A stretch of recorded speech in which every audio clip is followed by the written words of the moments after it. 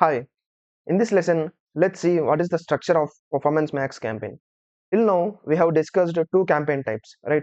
One is search campaign and another is shopping campaign. So in search and shopping campaign, we have ad groups, and in each ad group, we have targets. For search, it is keywords, and for shopping, it is product groups. And in each ad group, we have ads, right? So this is the structure of search and shopping campaign. So when it comes to Performance Max campaign, it has the similar structure, but the names are little different. So in a Performance Max campaign, you have set group, and in the set group, you have signals plus targets and assets, right? So here you can have multiple asset groups, and in each asset group, you can again have signals and assets. So what are assets? So first understand what is the difference between ad and set. Okay, so you all must agree that Google is very smart, right? So ad is a combination of text and images that are shown to the users, and assets are the creatives you give to the ad groups for creating ads. So don't get confused. So for understanding purpose, let's take the responsive search ads that we have discussed. So for RSA, we have 15 headlines, 4 descriptions, and one final URL, right? So these three are the mandatory things that we need to provide for responsive search ads.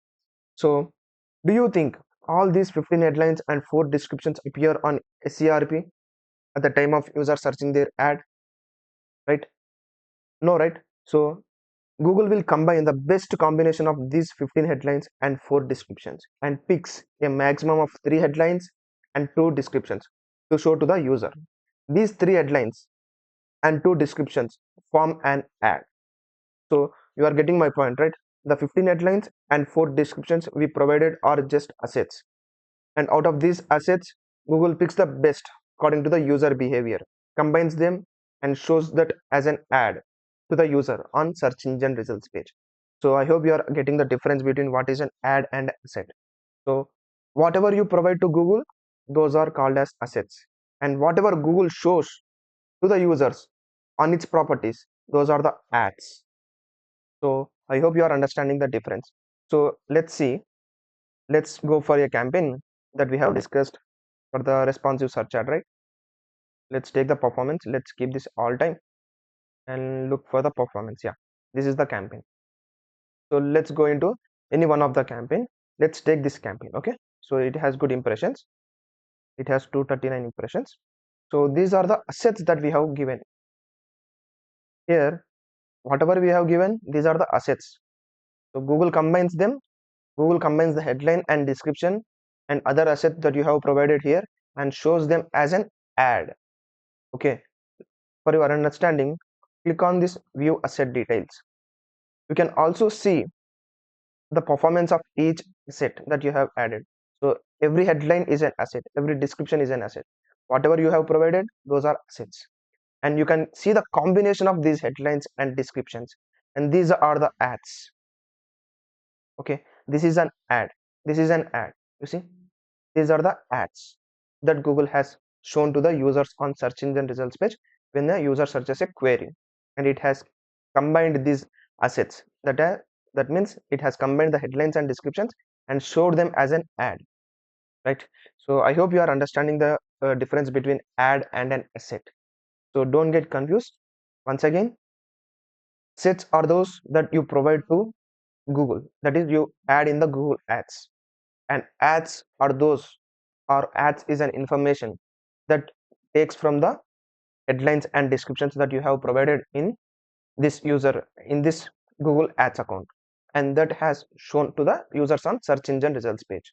So don't get confused, that ad is something that's shown on Google properties, which is fetched by the details that you have provided in Google ads account, and those are called as assets, right? So similarly for PMax, as you know, it shows ads on multiple properties, right? So it shows ads on YouTube, it shows ads on Gmail, search engine, display, and discovery. It shows ads on all these platforms. So in order to show ads on all these platforms, let's say for search it requires text, right? It requires headlines and descriptions, and for display it requires images, and for discovery it requires images. For Gmail also it requires images and text. For YouTube it requires videos. So for PMax we need to provide all the assets that are required for these particular properties. Okay, so those are the properties. You see, for PMax we need to provide 15 headlines, 5 long headlines, 4 descriptions, 20 images, 5 logos, 5 videos, and final URL. Based on these assets, this PMax algorithm will combine those assets that you have provided and show to the users accordingly. Let's assume that this PMax campaign has identified a user who is in YouTube and it has a potential to get converted.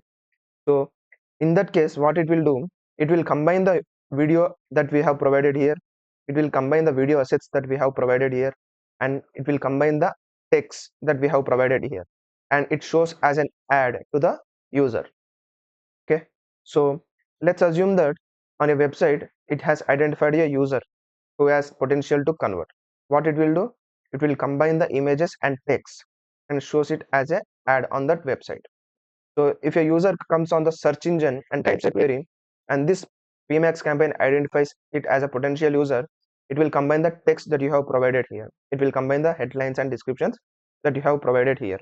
Okay, so similarly respective with respect to the property or with respect to the platform the user is, it will combine the assets and shows them as an ad as it suits to the respective assets. I mean, as it suits to the respective platform. So I hope you are understanding the difference between ad and asset. Whatever we provide, those are the assets, and whatever Google shows to the users, those are the ads, right? So I hope you have understood this lesson. We will meet in the next one.